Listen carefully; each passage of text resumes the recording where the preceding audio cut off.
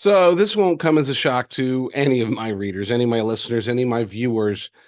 Our government is engaged in attacks on our privacy. I know what you're thinking. You're like, yes, this is, it must be a Thursday or something because this happens every Thursday, every Wednesday, every Tuesday, every Sunday. I don't know how often it happens on Friday, but they're busy doing other things on Friday. But pretty much every other day of the week, our government is working with private companies as well as members of the Department of Defense, members of other nations to attack our privacy. This latest iteration really caught me by surprise because it was something that I thought would be so blatant, so obviously detrimental to what American freedom is supposed to be represented by that our own government wouldn't engage in that. But like I said, I'm just too hopeful that we could turn these things around. Maybe it's time for me to become more realistic. Article originally came via Natural News. Arsenio Toledo over there had published it, and I took it, extrapolated from it, and came to some even darker conclusions than he did. As a matter of fact, you can find this over at discernreport.com. Co-appearance tech puts AI facial recognition tracking on steroids and crack cocaine. Now, we've already seen so much through artificial intelligence, through the ubiquitous presence of cameras in every major metro across the United States, as well as most minor metros, and even small towns are really starting to get in on the surveillance action. But this takes it to another level. This takes it much further because we're not just talking about them tracking us. They're tracking not just where we are and what we're doing, but they're also tracking who we're close to, who we're near, who our friends are, and trying to determine what kind of networks they can put us in. Now, if you're paying attention to the direction of the world, then anytime you're being placed into any sort of category or network, that should raise major alarm bells. As I wrote over at discernreport.com, the most dangerous technologies in the world invariably launched based on stated goals that were beneficial for mankind. I mean, look at nuclear weapons. Nuclear weapons, the technology wasn't developed for weapons initially.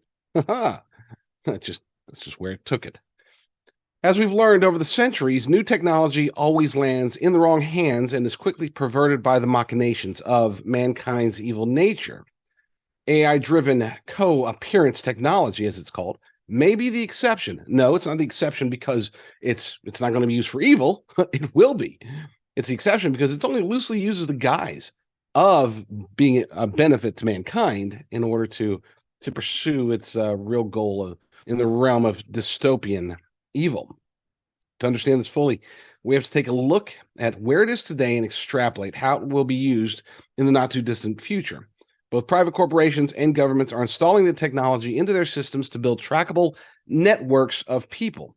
By making connections based on proximity, commonality, and repetition, it can essentially determine who your friends are, then who their friends are, then who their friends are, on and on. Now, this might, on the surface, it might be like, okay, well, so yeah, who cares? They can already see who our friends are on social media. But this isn't about finding your friends that you're public about.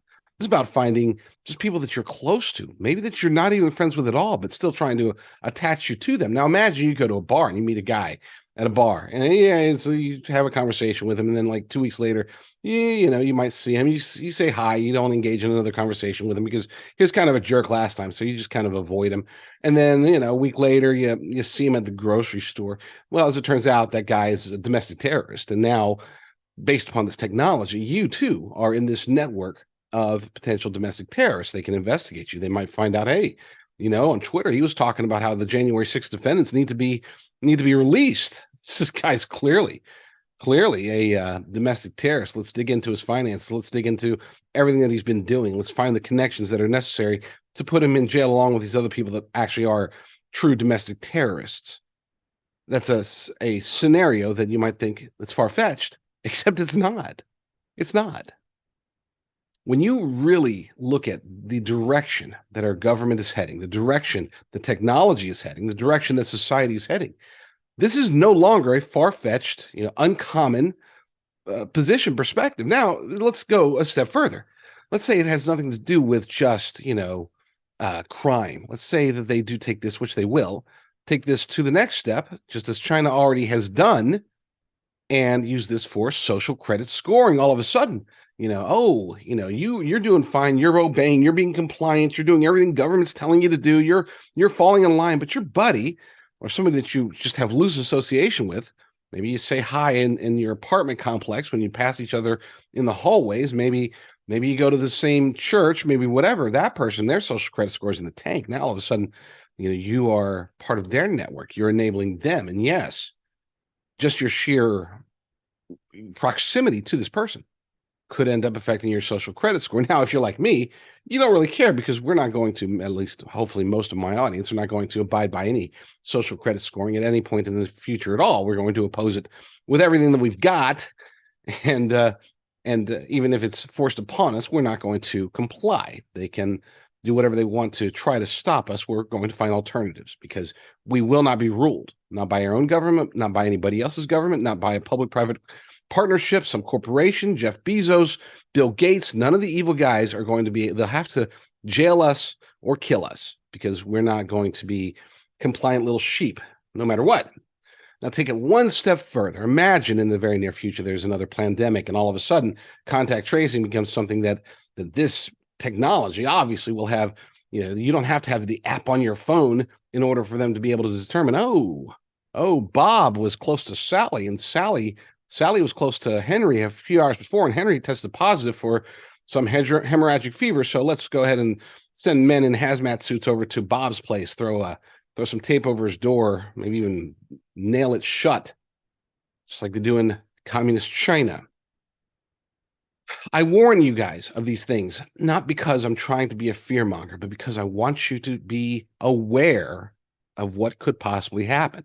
The biggest mistake we made as Americans, and when I say Americans, I know many of you have been very concerned about these things for a lot longer than I have. My biggest mistake, so I'm going to just raise my hand and say, this is me. My biggest mistake was assuming that these far-fetched, odd extrapolations of where society could head, where technology could head, where our government could be heading, I dismissed them as that could never happen in the United States. I will never make that mistake again. I will never assume that our Constitution will protect us in any way from government. I will only assume that God will protect us. And that protection does not necessarily mean that we won't be facing persecution. If anything, because we are adherent to God's word, we are likely, in this world at least, to face further oppression, further tyranny, further tribulation, if you will, because of who we are.